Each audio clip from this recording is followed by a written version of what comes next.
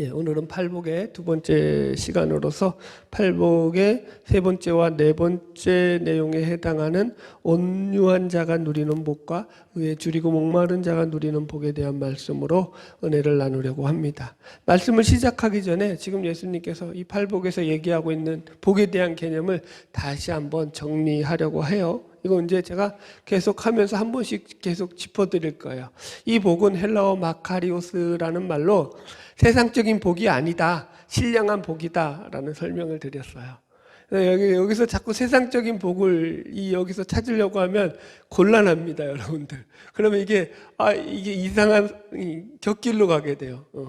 그래서 이 복이 신령한 복이라는 것을 우리가 기억을 해야 되는데, 신령한 복이라는 말이 무슨 말이냐면, 이 신령하다는 의미가 무슨 뜻이냐면은 하나님과 관계를 맺음으로 해서 누리게 되는 복이라는 얘기예요. 하나님 없이는 누릴 수 없는 복이라는 얘기죠. 그래서 이 팔복의 말씀 외에도 다른 이 성경에, 이제 신약 성경에 나오는 이 복에 대한 예수님의 말씀을 중심으로만 볼지라도 복에 대한 말씀을 볼 때 그것이 전부 다 하나님과 연결되어서 누리는 그런 상태로서의 나타나는 그런 말씀들이 이 마카리오스라는 말인 것을 우리가 확인할 수 있어요. 자, 한번 확인해 볼까요? 마태복음 11장 가보겠습니다. 마태복음 11장 1절.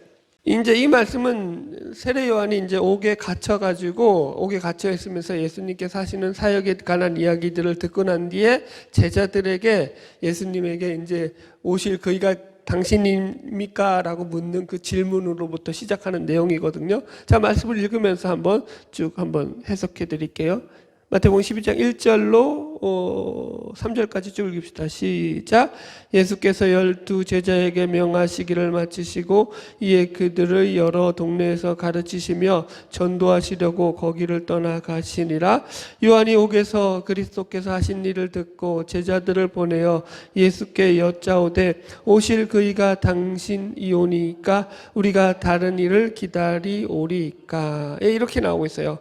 말씀이 좀 애매하긴 한데, 지금 오실 그이가 당신이오리까 라고 하는 이 세례 요한의 질문에 대해서 요즘 이제 신학의 흐름 추세는 뭐냐면, 옛날에는 여기에 대해서 이제 세례 요한이 제자들을 가리키기 위해서 이런 질문을 했다라는 축으로 많이 이제 그렇게 해석을 했었는데, 요즘 신학은 대세적으로 이제 성경학자들이 이것이 세례 요한이 가지고 있는 그 예수 그리스도에 대해서 품고 있었던 그 회의감, 어떤 지금으로부터 나온 질문이다라고 그렇게 해석을 해요. 그러니까 무슨 말이냐면은, 왜 세례 요한이 이런 질문을 예수님에게 하게 되었냐면은, 예수님의 사역을 이제 세례 요한이 옥에서 제자들을 통해서 듣게 되었잖아요.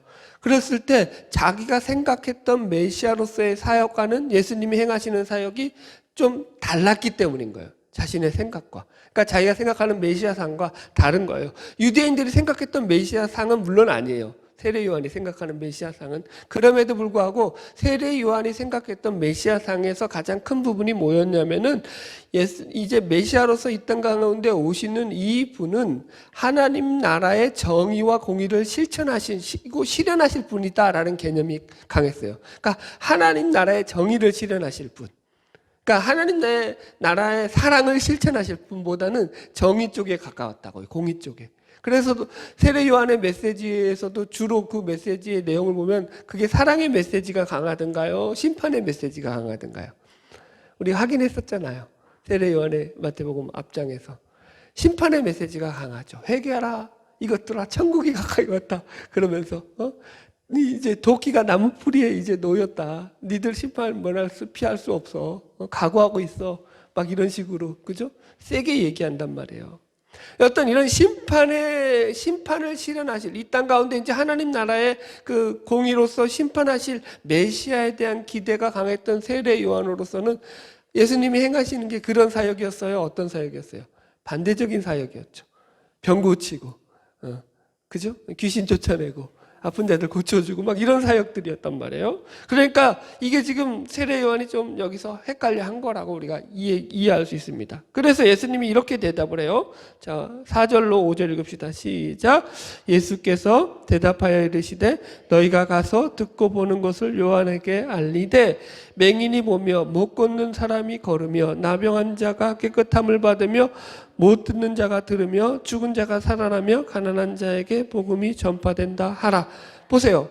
이 말씀을 읽으면 분명하죠. 예수님은 지금 세례 요한이 기대하는 그런 어떤 공의의 하나님으로서 이 땅을 심판하러 오신 그런 메시아가 아니라 이 땅을 구원하기 위해서 오신 사랑의 메시아다라고 지금 예수님이 지금 선포하는 거예요. 한마디로 이렇게. 이해하시죠? 무슨 말인지. 그러면서 예수님이 본문에서 하시는 말씀이 뭐냐? 6절이에요. 시작. 누구든지 나로 말미암아 실족하지 아니하는 자는 복이 있도다 하시니라. 예. 예수님은 가난한 자들을 찾아가시고 또 병든 자들을 찾아가시고 못 걷는 자들을 찾아가시고 아픈 자들을 찾아가셔서 그들의 아픔과 고난과 병을 고쳐주시고 치료하시고 위로해 주시면서 예수님께서 하시는 말씀이 그러므로 누구든지 나로 인하여서 실족하지 않은 자가 복이 있다라고 얘기한다라는 거예요. 네. 그래서요, 여러분 보세요. 예수로 말미암아 실족하지 않는다라는 말씀이 무슨 말씀이냐면은 그 당시에 유대인들이 품었던 메시아상과 같이 그렇게 예수님을 자기가 원하고 자기가 바라는 생각대로 예수님을 생각해서 그렇게 어떤 정치적이거나 군사적인 메시아상을 만들어서 자기들이 믿고 싶은 대로 믿고 있던 자들에게는 예수님이 실족하는 대상이 될 수밖에 없다라는 거예요.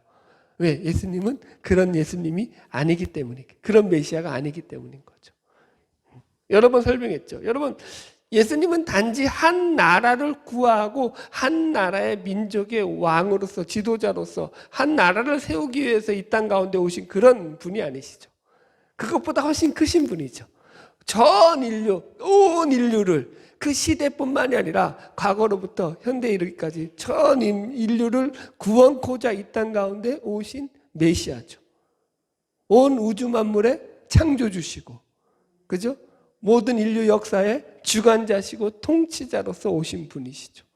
훨씬 크다고요, 여러분들. 그래서 예수님은 지금 세례 요한이 생각하듯이 그저 그래 나는 유대 나라 어느 한 나라만을 바르게 세우고 만드는 일에는 관심이 없다라고 지금 대답을 하시는 거예요. 이것보다 훨씬 더 크고 넓은 나라를 지금 이 땅 가운데 와서 세워 가실 거라는 거죠. 그러니까 자꾸 세례 요한의 눈에는 예수님의 사역이 이게 무슨 사역의 의미가 있는가라고 의심을 가질 수밖에 없죠. 왜요? 세례 요한의 눈에는 그래도 세례 요한이 아무리 예수님을 잘한다고 할지라도 그의 눈에도 역시 그가 가진 관심은 뭐예요? 그 유대 민족, 자기가 속한 나라에 대한 회복이죠. 거기서 벗어나지 못한다고요. 근데 예수님은 그거보다 훨씬 더 크시죠.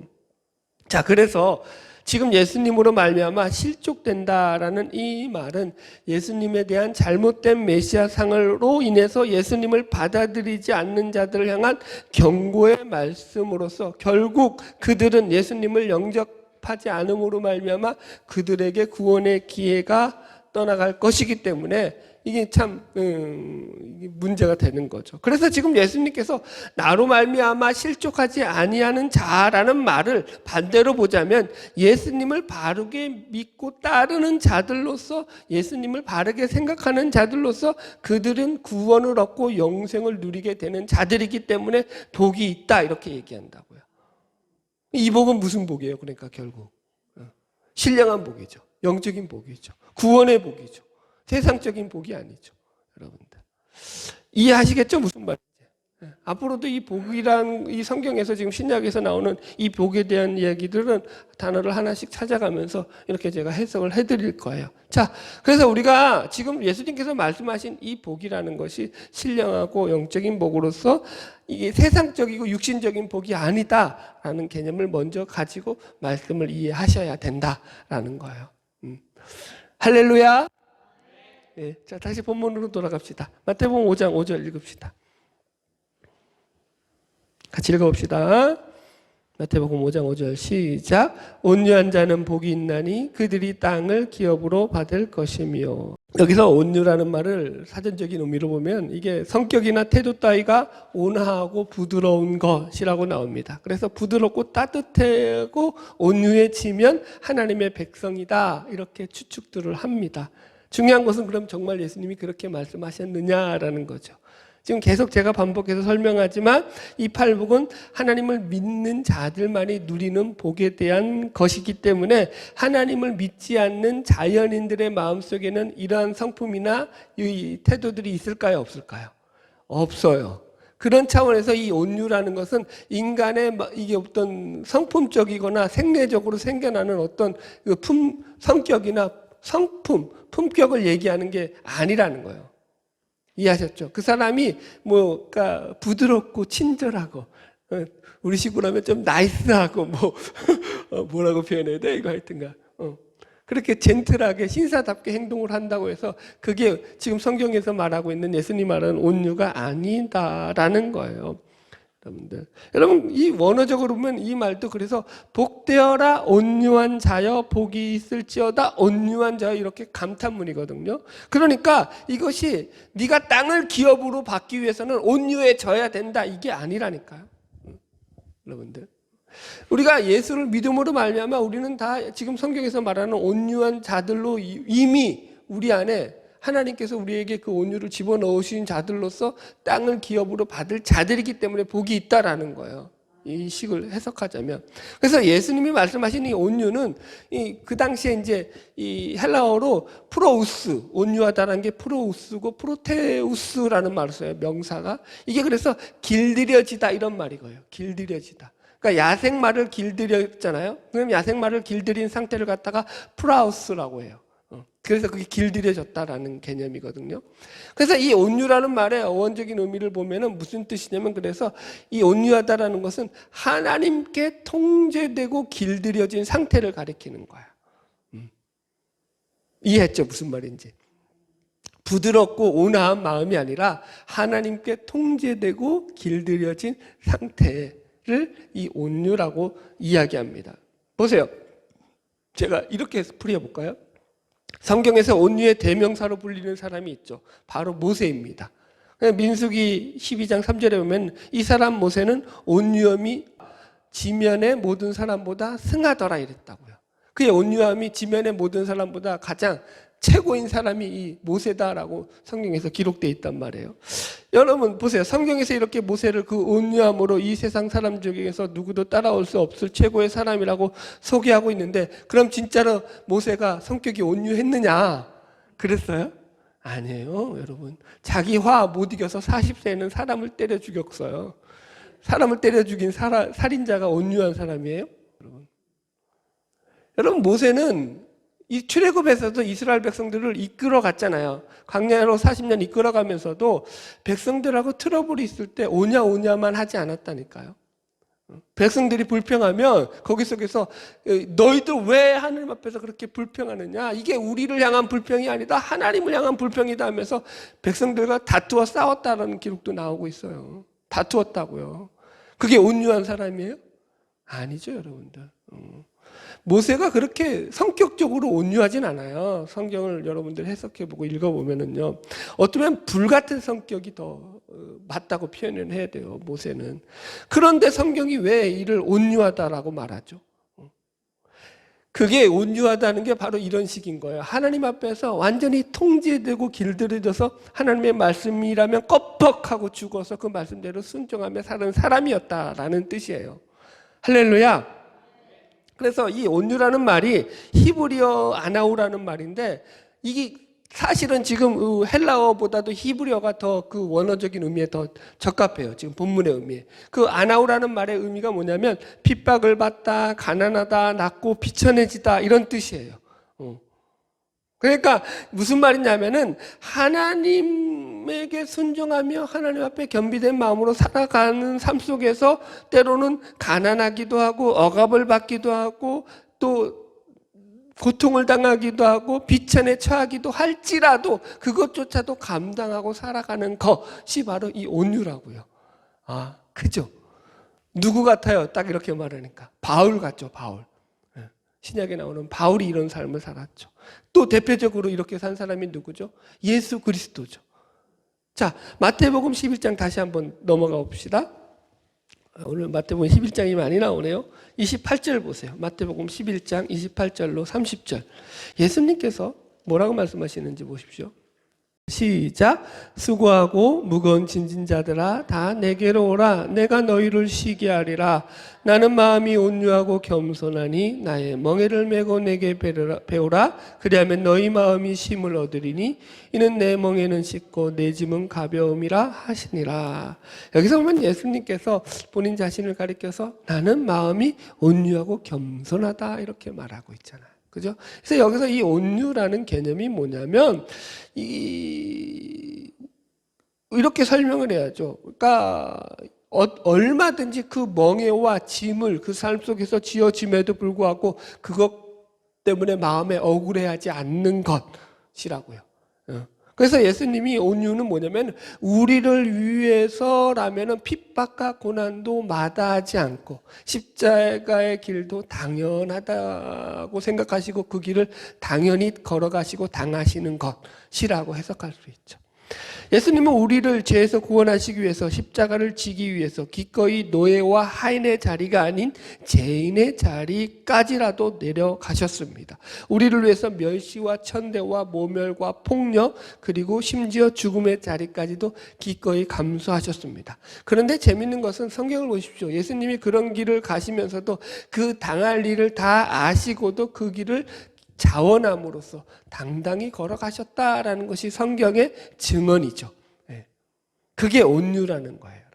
자, 보십시오. 그래서 이 온유와 겸손은 결국 하나님을 향하여 그 마음이 길들여져 있고 좀 더 좋은 표현으로 하자면 하나님을 향하여 그 마음이 집중되어 있음으로 인해서 자신이 심지어 하인이나 노예처럼 손해보고 심지어 고난의 자리에 들어간다고 할지라도 그것으로 인해서 마음에 칼을 갈고 억울해하지 않는 그런 마음인 것입니다.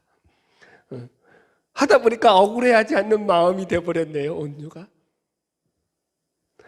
여러분 무슨 말인지 좀 감이 오시나요? 우리는 살면서 얼마나 억울해하는 게 많나요? 그죠? 저 원수 저거 한번 들이받고 나도 한번 같이 깽값 치러? 이런 마음들이 우리에게 왜 없냐고요, 여러분들. 여러분 그게 아니라니까요. 훨씬 더 큰 마음이 있다고요. 왜 그런가요? 다시 이 마태복음 5장 5절 보면은 온유한 자는 복이 있나니 그들이 땅을 기업으로 받을 것이기 때문이다. 땅을 기업으로 받을 것이다. 땅을 기업으로 받는 자들이기 때문에 복이 있다라고 지금 이야기한다고요, 여러분들. 그죠? 그럼 여기서 땅은 뭐죠? 여러분, 이게 세상의 그냥 땅인가요? 세상 나라의 그 땅을 말하는 거예요? 아니면은 저 영원한 그 나라의 새하늘과 새 땅 할 때 그 땅을 말하는 걸까요? 전자일까요? 후자일까요? 네, 이제 저한테서 설교 들었으면 이 정도는 구분하셔야 돼요. 후자입니다, 후자. 저 영원한 하늘나라, 새하늘과 새 땅, 이 땅 가운데 하나님의 공의와 정의로 임할 그 새하늘과 새 땅 할 때 그 새 땅을 차지한다라는 개념인 거예요. 그래서 여러분 이게 신령한 복으로서 세상에 속한 복에 대한 내용이 아니라고 제가 계속 얘기를 하는 거예요. 이 말씀을 신사도 운동주의자들은 땅을 세상 나라의 땅이라고 해석을 하는 거예요. 그래서 세상 나라의 땅을 차지하는 것으로 해석해서 기독교가 세상에서도 문화 점령을 해서 세상을 복음으로 가득 채워야 한다. 세상을 복음으로 가득 채워야 한다는 것은 맞는데 세상을 자신들이 점령해서 해야 된다는 건 틀려요. 그래서 대통령도 기독교인이 나와야 되고 국회의원도 기독교인이 나와야 되고 부자도 기독교인이 다 해서 다 헤쳐먹어야 된다는 거예요, 기독교인들이. 아니라고요, 여러분. 그거 아니라니까, 여러분. 그런 세상 나라가 왜 이스라엘이 지금도 그 땅을 그렇게 집착을 해요? 세상의 땅을 개념을 잡는 거예요. 그게 좀 아니라고요, 여러분들. 여러분 보세요. 세상의 땅으로 이걸 해석하자면은 온유함이 지면에서 가장 승한 모세는 가나안 땅을 그가 온유함이 최고였잖아요. 그러면 온유로서 최고로 무장된 이 모세는 가나안 땅을 다 차지했어야 돼요, 말아야 돼요. 땅을 차지한다고 개념으로 따지면 가나안 땅은 다 차지했어야죠, 모세가. 그런데 가나안 땅에 들어가기나 했나요? 아예 들어가지도 못했다고요. 땅은 하나도 차지하지 못했다고요. 성경이 충돌을 일으키고 있다고요. 말이 안 된다고요. 그 얘기가 아니라니까요. 그래서 이 땅이라는 것은 영원한 그 나라의 땅인 거예요. 새 하늘과 새 땅인 거예요, 여러분들. 하나님이 우리에게 더 좋은 것들로 예비해 놓고 있다고요, 여러분. 아멘. 이게 왜 이제 우리에게는 아쉽냐면 눈에 안 보이니까 자꾸 이제 이게 좀 섭섭한 거죠. 우리가 좀 눈에 보여서 좀 그 나라가 좀 대단한 나라고 그랬으면 좋겠는데, 여러분 정말 믿으세요. 좀 하나님의 말씀이니까. 하나님 우리에게 더 좋은 것들로, 신령한 것들로 우리의 삶을 예비하고 채워주실 것을 믿으시기 바랍니다. 할렐루야. 자, 마태복음 5장 6절 계속 읽어봅시다. 시작. 의에 줄이고 목마른 자는 복이 있나니 그들이 배부를 것이며. 자, 이제 팔복의 네 번째로 해당하는 말씀으로 의에 줄이고 목마른 자들이 누리는 복에 대한 말씀이 나옵니다. 여기서도 이게 원어로 보면은 복되어라 의에 줄이고 목마른 자여 이렇게 되는 거예요. 복이 있을지어다 의에 줄이고 목마른 자여 이렇게 나오는 거예요. 그래서 의에 줄이고 목마르다라는 것을 쉽게 풀이하자면 의를 추구하는 삶이다라고 우리가 이해할 수 있습니다. 그래서 이게 이 의라는 것이 일반적인 어떤 도덕이나 윤리에서 가리키는 의도 아니고 또 뭐 세상에서 말하는 사회 개혁이나 사회 정의를 말하는 그런 의도 아니에요. 여러분들 사회 변혁, 사회를 개혁하자 그런 개념의 의도 아니라는 거예요. 이런 의미들은 예수님이 말씀하신 더 큰 의 속에서 포함되어 있는 아주 작은 부분일 수는 있죠. 여러분, 그래서 의라는 것도 이 의는 무슨 의일까요? 성경에서 의를 이야기할 때는 항상 하나님의 의를 이야기하는 거예요. 아멘? 네. 그래서 이게 구약에서는 500번 나오고 신약에서는 의라는 말이 200번이나 나와요. 헬라어로는 디카이오스네라는 말을 쓰는데요. 그래 엄청 많이 나온다는 거예요. 그럼 이 의가 중요하다는 거야, 안 중요하다는 거야? 너희는 먼저 그의 나라와 그의 의를 구하라고요. 누구의 의예요? 하나님의 의를 구하고 살라라는 거예요. 지금 그 얘기하는 거예요. 그래서 이게 의가 우리가 생각하는 그런 어떤 세상 도덕적으로 바르게 살고 선하게 살자라는 개념보다 훨씬 더 큰 개념이다라는 개념을 여러분들이 가져야 돼요. 마태복음 5장 20절에도 보면은 내가 너희에게 이르노니 너희 의가 서기관과 바리새인보다 더 낫지 못하면 천국에 들어가지 못하리라 예수님께서 말씀하셨잖아요.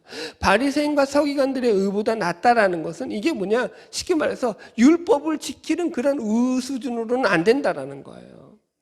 하나님의 의로서 무장된 자들이어야 된다는 거예요. 다른 말로 하면 하나님의 은혜가 충만한 자들이어야 된다는 거예요. 하나님의 은혜로 구원받은 자들만이 들어가는 것이 그 행위로 그 어떤 도덕적인 성결함으로 열심히 살았다고 해서 들어가는 그런 나라가 아니다라는 거예요. 그렇다고 뭐 도덕적으로 막 살라? 이건 또 아니죠. 오해하시면 안 돼요.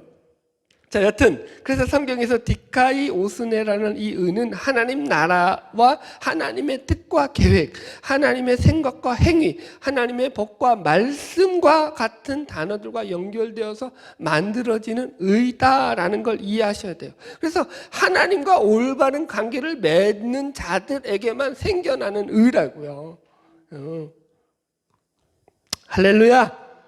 그래서 이 의에 대해서 우리가 지금 첫 번째 알아야 될 이 사항이, 이 의는 인간적인 의가 아니라 하나님의 의다라는 것이고요. 이 의에 대해서 두 번째로 여러분들이 이해해야 될 것은, 그래서 이것은 자연인들에게서는 만들어질 수 있다라는 거예요, 없다라는 거예요. 하나님을 믿지 않는 자연인들에게는 생겨나지 않는 의라는 거예요. 절대로 생겨날 수가 없어요. 하나님이 없는데, 그가 하나님 없음에도 불구하고 하나님이 말씀하신 이 의에 도달할 수 있는 인간이 한 명이라도 있다 없다? 성경은 없다. 그래서 로마서에서 뭐라고 말하였죠? 의인은 없나니 아무도 없도다. 아멘. 그 말이에요. 그러니까 인간이 스스로 하나님 없이 자기의 노력과 자기의 선행으로 의롭게 하나님이 기준 삼아 놓으신 천국에 들어갈 수 있는 이 의에 이룰 수 있는 그런 인간은 한 명이라도 있다 없다? 성경에서 절대로 없다는 거예요. 그래서 하나님이 말씀하신 의죠. 그래서 하나님의 은혜로 들어간다고 얘기하는 거예요. 그걸 다른 말로 믿음이라고 이야기하는 거죠, 여러분들. 그래서 그 안에서 예수 그리스도가 들어가지 않으면 인간은 그 어떤 인간도 이 의를 인식할 수 없고 이 의를 추구할 수 없다라는 거예요. 자, 보십시오. 성경에서 하나님이 없으면 인간은 그 어떤 것으로도 답이 없는 존재임을 가장 잘 보여주는 그 증거가 뭐냐면 바로 율법이죠, 율법. 하나님이 인간들에게 율법을 왜 주셨죠?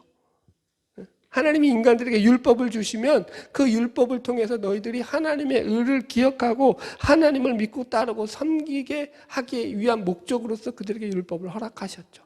그러나 그 좋은 의도와 그 목적을 가지고 주어진 율법임에도 불구하고 선지자들이 그렇게 너희들 계명을 따라 살아야 된다, 말씀을 따라야 살아야 된다라고 했음에도 불구하고 인간은 그 좋은 율법을 가지고도 어떻게 했죠? 이스라엘 백성들은 그 율법으로 하나님을 찾는 것이 아니라 자기 의를 채우고 자기 자랑을 채우는 데 바빴죠. 자신들의 탐욕을 채우는 데 말이죠. 율법은 자기 의를 채우는 도구로 전락하고 말았죠. 하나님의 의를 채우는 도구가 아니라. 인간은 그렇다라는 거예요, 여러분. 그래서 여러분들 이게 너무 중요한 거예요. 보세요. 이런 거죠. 율법으로 이스라엘 백성들이 했던 짓이 뭐냐면, 봐라, 우리는 하나님의 율법을 가진 자들이다. 우리는 하나님의 율법을 잘 지켜서 이만큼 복을 받은 자들이 되었다. 이만큼 부자가 되었다. 우리는 이렇게 의로운 자다라고 해서 이 하나님이 제일 싫어하는 거죠. 차별하고 구별하는 짓을 했죠. 여러분들, 그거 아니라고요. 그래서 망했다고요. 왜 이런 얘기를 할까요? 우리는 자꾸 우리의 기준은 어디다가 둘까요? 세상적으로 잘 사는 거에 기준이 둔다고요. 세상적으로 부유한 거에 기준을 둔다고요. 하나님 나라는 그거보다 훨씬 더 크다고요, 여러분들. 자, 보세요. 예수님 시대나 지금 시대나 똑같다라는 것을 느끼는 것이 뭐냐면, 그 시절에도 율법을 잘 지켜서 이렇게 복 받았다가 주 간증이고 증거였거든요. 근데 지금도 대부분의 간증이 나는 예수 믿어서 세상에서 이렇게 복 받았다라는 것밖에 없다고요. 이게 여러분 참 조심스럽고 무서운 일이라고요. 사람들이 그래서 다 뭐를 부러워하냐면 예수 믿어서 이렇게 복 받았다만 부러워합니다. 다만 이 신앙을 이쪽으로 자꾸 몰아가고 있죠. 사실 이것은 매우 두렵고 떨리는 일입니다. 진짜 신앙은 뭐냐면 예수를 믿어서 이렇게 망했는데도, 이렇게 실패했는데도, 이렇게 힘들게 사는데도 하나님이 함께 하시니까 이것을 이겨낼 수 있더라, 견뎌낼 수 있더라, 승리할 수 있더라가 진짜 신앙이라니까요. 여러분 보세요. 이게 훨씬 더 크다고요. 훨씬 더 값지다고요. 하나님만이 내가 이 세상에서 참 소망임을 알겠더라가 나온다고요. 이게 자연인에게는 없다니까요. 자연인들은 뭐만 있죠? 잘 사는 것. 어떻게든지 이 땅에서 남들보다 떵떵거리고 사는 것밖에 없죠. 자, 말씀에 오해가 있을까 봐서 예수님께서 그 뒤에 말씀하신 이 말씀, 의에 줄이고 목마른 자는 복이 있나니 그들이 배부를 것이며 라는 말씀도 같이 해석해 드리도록 하겠습니다. 자, 여기서 의에 줄이고 목마른 것은 의를 추구하는 것, 곧 하나님의 의를 추구하는 것, 하나님의 갈급한 심령을 가지고 하나님을 쫓아가는 삶이다라고 해석을 해드렸습니다. 그러면 그들이 배부른다라는 건 무슨 말일까요? 이 배부름은 무슨 배부를까요? 세상적인 배부름이에요? 세상에서 잘 먹고 잘 사는 배부름 얘기하는 거예요? 그렇게 이해하면 성경을 또 잘못 보는 거예요. 여기서의 배부름은 그런 이야기가 절대 아닙니다. 이 배부름은 정확히 말하자면 영적인 배부름이고 신령한 배부름이요, 하나님과의 관계 속에서 이어지는 배부름입니다. 대표적인 예가 요한복음 4장에 나오죠. 예수님께서 이제 수가성 여인을 만나서 대화를 나누고 그녀를 전도하고 나서 제자들이 예수님께 와서 이제 먹을 것을 갖다 드리니까 예수님께서 뭐라고 말하죠? 찾아볼까요? 요한복음 4장 찾아보겠습니다. 자, 요한복음 4장 31절로 32절 읽어보겠습니다. 같이 보겠습니다. 요한복음 4장 31절로 34절, 32절 시작.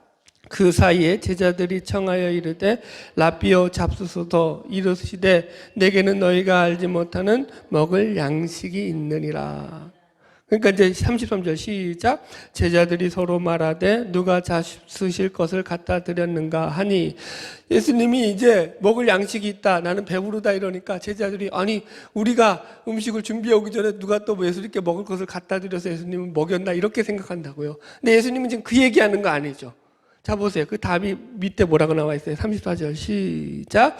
예수께서 이르시되 나의 양식은 나를 보내신 이의 뜻을 행하며 그의 일을 온전히 이루리는 이것이니라. 아멘. 예수님의 양식이 뭐라고요? 내가 아버지의 뜻을 행하고 아버지의 뜻을 이루는 것, 이것이야말로 나의 참된 양식이다, 이렇게 얘기하다는 거예요. 다른 말로 하면 하나님과 관계를 맺고서 하나님과 연결되어서 하나님의 말씀대로 하나님의 뜻하시는 목적대로 살아가는 것이야말로 참된 양식이 되더라라는 거예요.